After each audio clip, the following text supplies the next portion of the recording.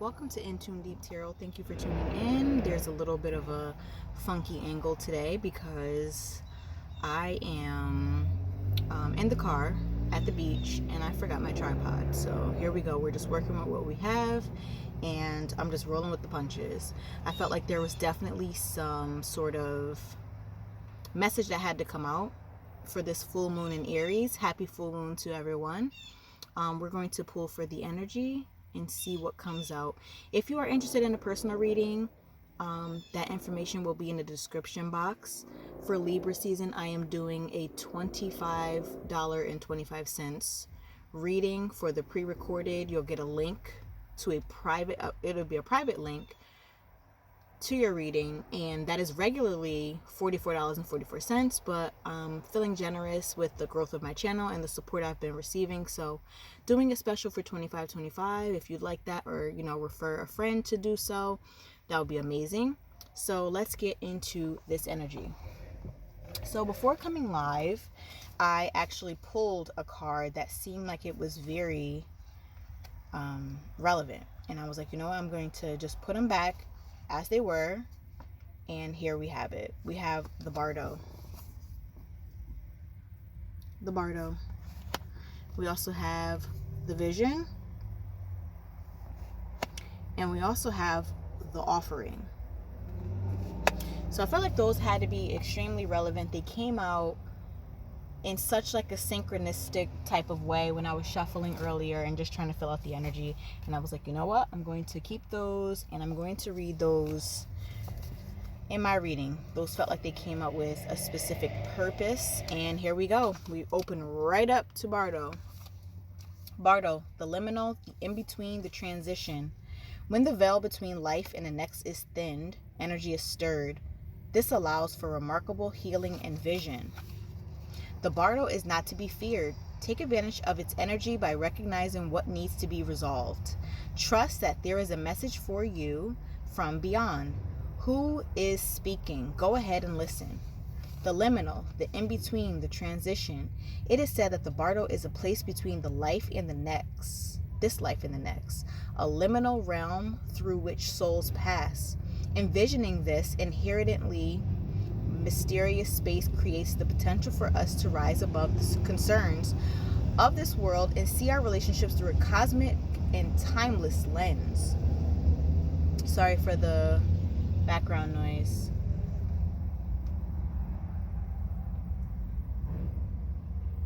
We may receive messages from those who are no longer with us, or see visions of lives not yet lived.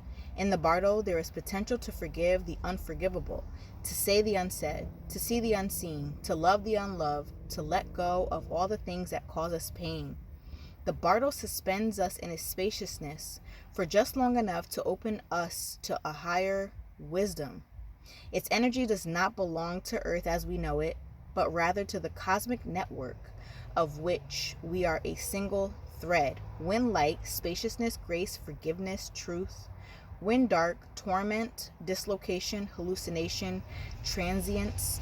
Go deeper. The Tibetan Book of the Dead, Laminate of the Dead by James Hillman and Sonu Shamdasani.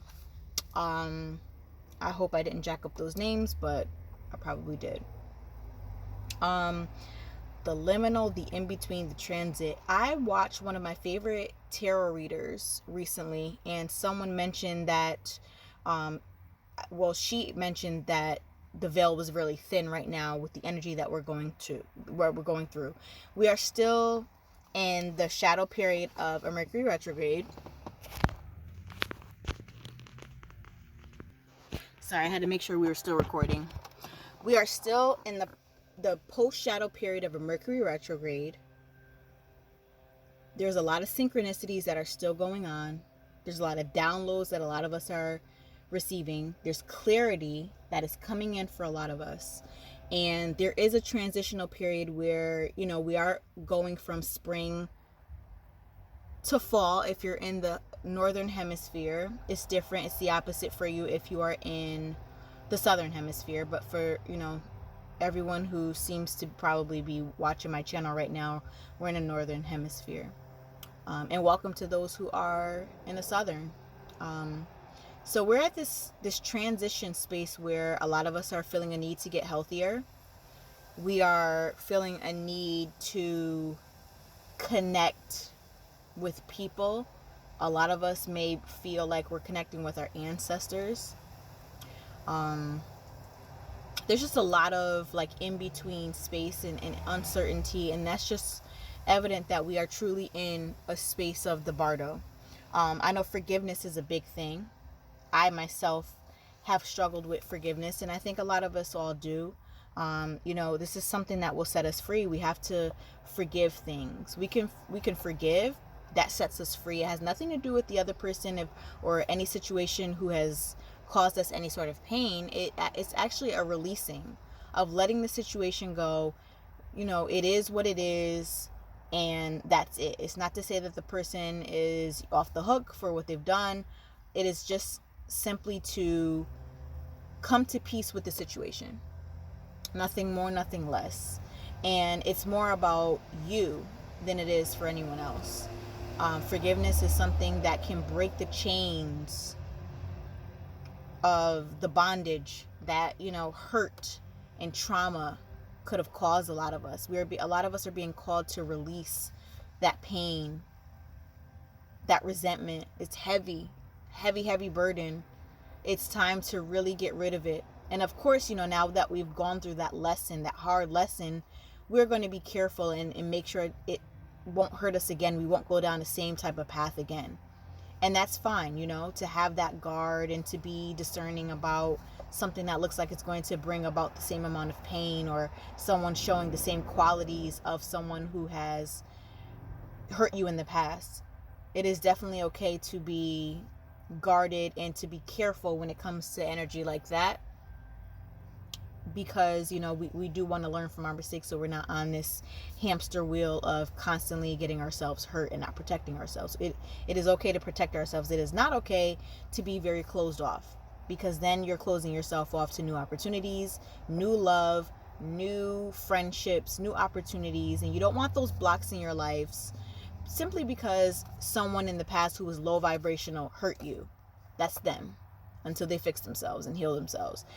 Don't allow their toxicity to make your life toxic. You're not toxic. You're beautiful. You are someone who is awakened and here for a reason. So release that. You owe it to yourself to be loving to yourself, to release that if that is something that is bugging you or bothering you or weighing you down. Okay? I don't know why I went on that tangent, but it might have been for a reason. Okay, now we are on to the vision. The vision, the dream, the imagined, the revealed. You can gauge how connected you are to your vision by how tired you are. Since the vision feeds us energy, it affects our life force and vitality. Look at art you loved when you were young. Listen to old records and poems. These are all ways to activate the vision. It is said that we are each born with a unique vision, a destiny toward which we are aimed. It is also said that we forget this vision the moment we are born. Thus, we are sent on a long journey of rediscovery. Such is the elusive nature of the vision. It slips away, yet it guides. It appears in strange dreams and surreal images, seemingly unattainable and preposterous. We are connected to the vision. We carry an inspired, enchanted aliveness that others recognize. We trust the world and its synchronicities. We walk through new doors into wondrous opportunities. We all want to be near those with vision. They emit energy more potent than any elixir. When we lose connection to the vision, life becomes dull and exhausting, lacking meaning. Bring back the mystery, bring back the dreams. When light, potent imagination, synchronicity, and trust.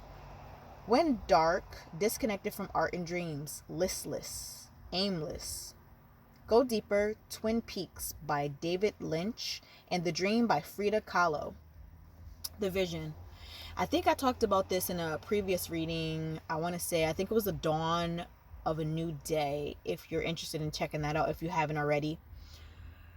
I was talking about these transitions and making sure you are in sync and in line with the vision. Do you have a vision Or do you have a goal in mind, and do you visualize that, and do you meditate on that vision?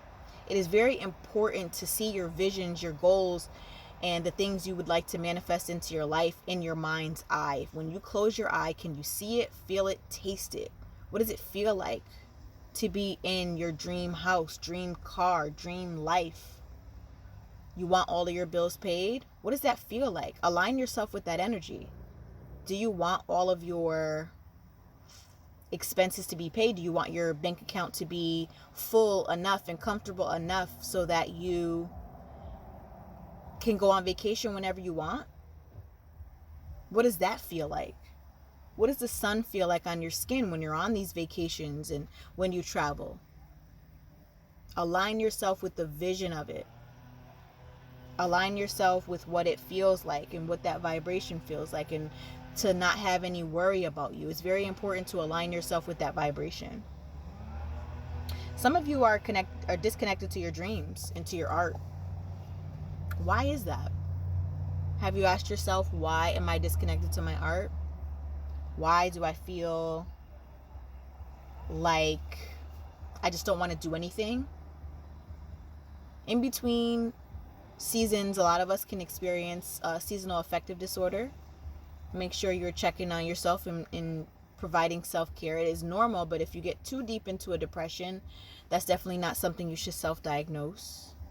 And you should definitely, seek a doctor. This is not a diagnosis channel. I'm not a doctor.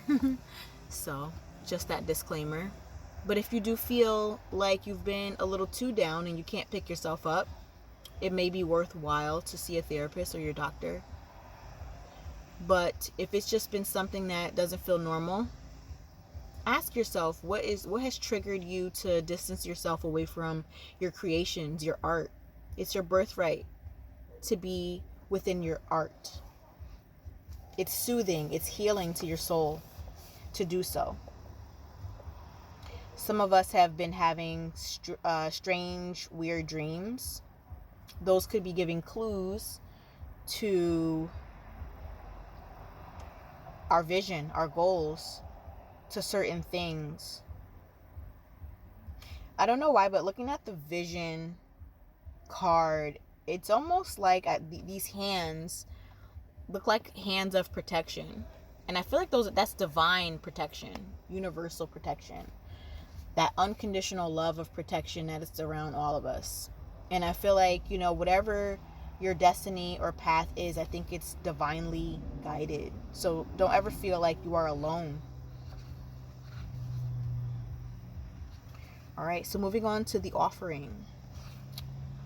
Let's see what the offering says. And I noticed that 2 of these cards actually have crescent moons on them, which is my favorite phase. But here's the offering. The offering, the gift, the present, the sacrifice. Once a week, Gandhi gave up speaking for a day, offering himself to divine silence. Let me put up a window so you're not hearing this landscaping sound so much.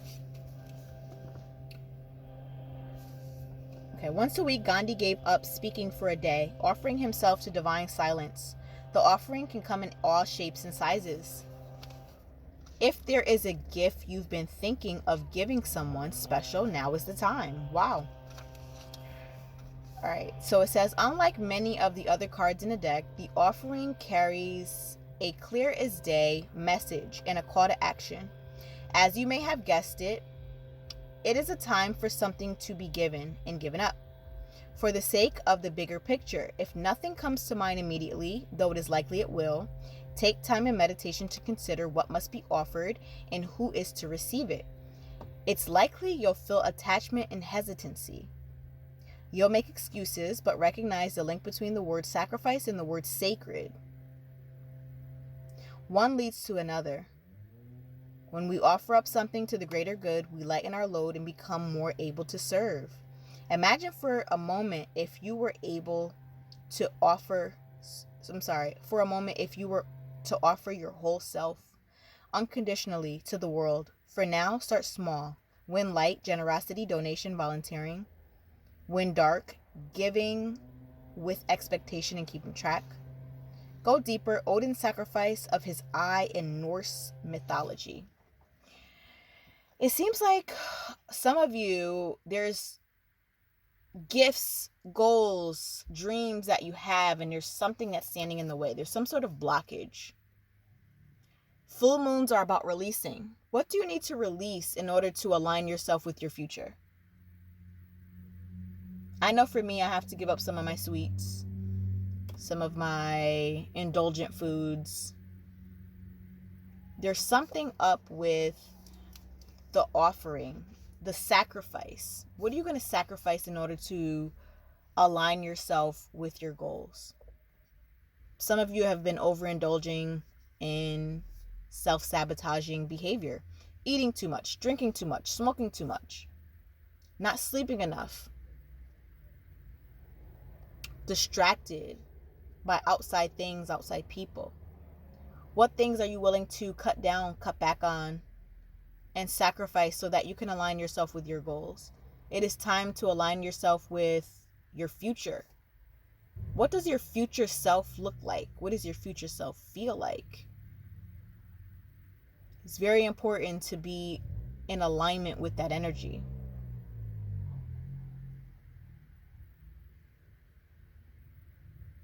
Very important to be in alignment with that energy.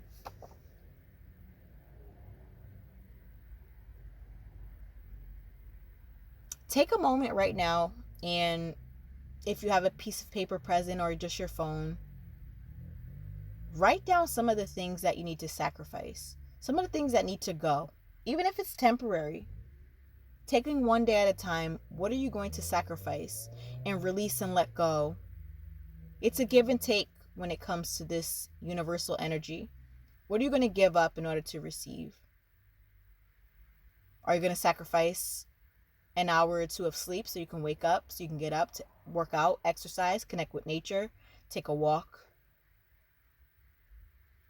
Are you going to give up your sugar, your sweets, cut back on those, treat yourself only to it once a week instead of eating whatever you want? Libra season is an air sign, and it's a season of balance. What are some of the things you can do to balance yourself? It is all about getting back on track and balancing for the greater good. You can get on with balancing in the wrong way, but that's not something that I feel like any of us want. We're on the vibe of expanding, abundance.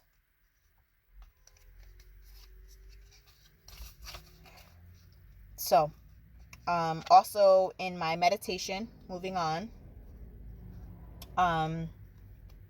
speaking of Libra energy, Venus came up on my Astro's star codes oracle. The sign of Libra is ruled by Venus.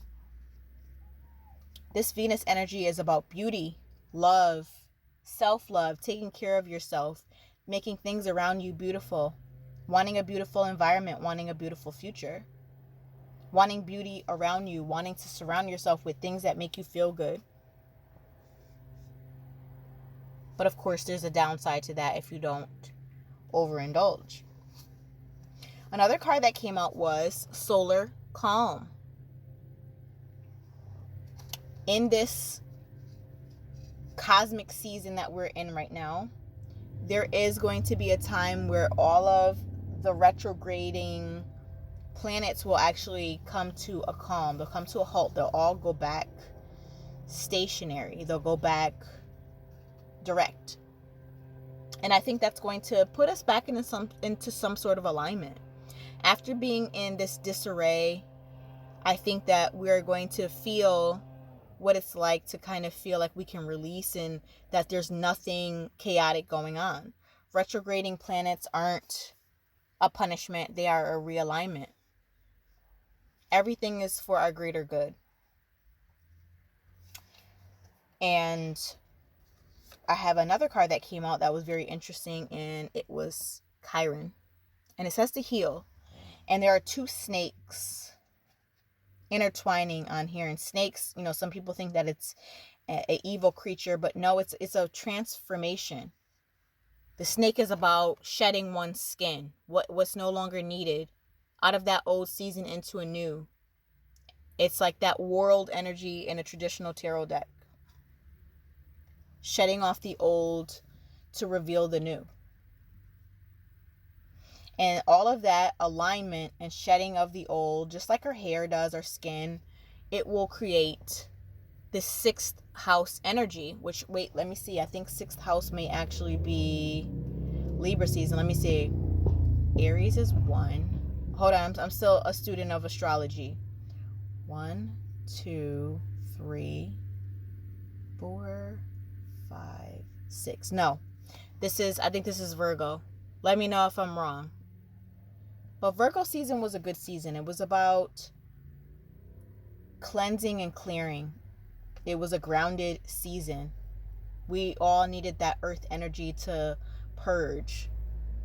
And then after that purging season came Libra season, which is our balancing season. And it's going to sustain us, says 6th house sustainability. So all of these changes are going to end up giving us sustainability so that we can go further in our lives and approach it with a different, go at it with a different approach. We've been doing it one way. We've learned from these retrogrades. Triggers have come up. Things have come up to be healed. We're aware of them now, and we're in a state of approaching life from a healed standpoint, from an aware standpoint. And so that's what we're doing from here on out. Let me get one more oracle. I'm going to get a Work Your Light oracle. Oh, here we go. We already have one. And here it is. It says, get grounded. Get grounded. We were just talking about that energy.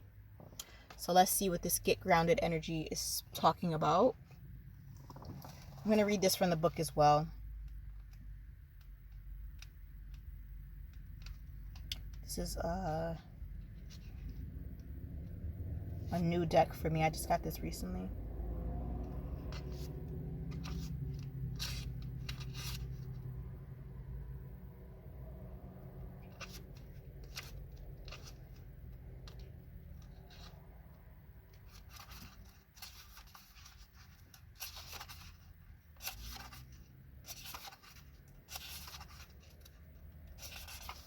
Get grounded. Empaths, highly sensitives, connect with nature.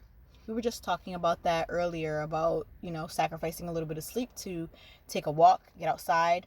You're being called to get grounded, to ensure that your luminous field is clear and your inner well is full. If you're not grounded, it is all too easy to get swept up under other people's energy and mistake it for your own.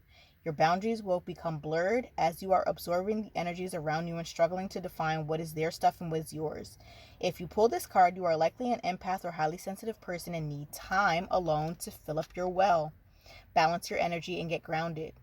There are 2 types of people, those who draw their energy from others and those who draw their energy from within. Reflect on which one you are and carve out time each day to ensure your well is being replenished. Being sensitive is a superpower.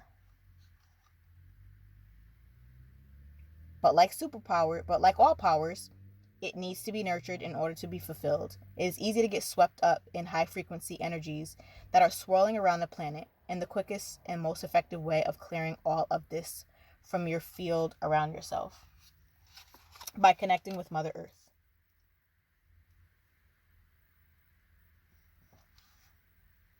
There are many ways to get grounded. One of the most powerful ones is to practice earthing by connecting to the power of Mother Earth.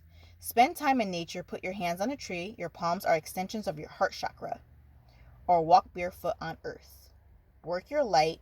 Action. Do something to get grounded and connect with Earth.